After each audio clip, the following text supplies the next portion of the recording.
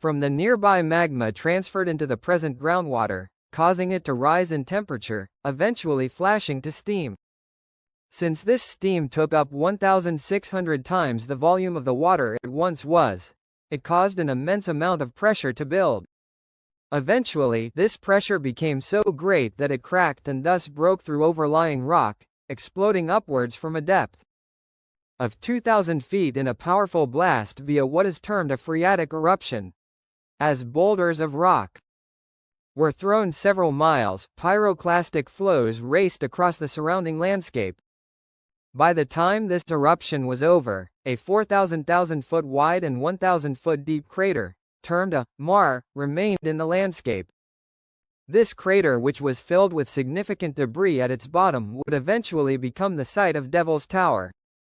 Due to the same magmatic intrusion sourced from an underlying laccolith, 3.5 miles to the northwest, 4 similar albeit smaller intrusions of magma occurred at shallow depths, although it is uncertain if these two created a series of explosions.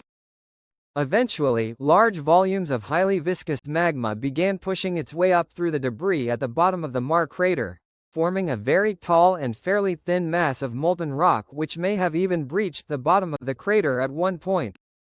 After the intrusion ended, the lava began to cool in a largely top-down manner due in part to the geothermal temperature gradient.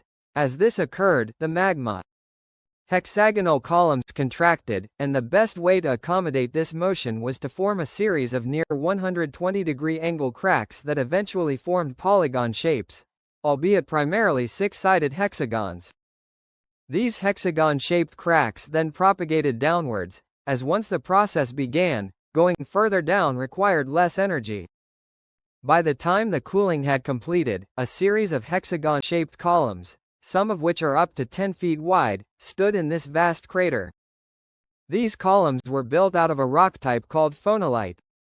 Over the following millions of years, the softer erosion and exposure overlying rocks were eroded away, while the layers of phonolite rock which were far more resistant to erosion largely remained in the landscape.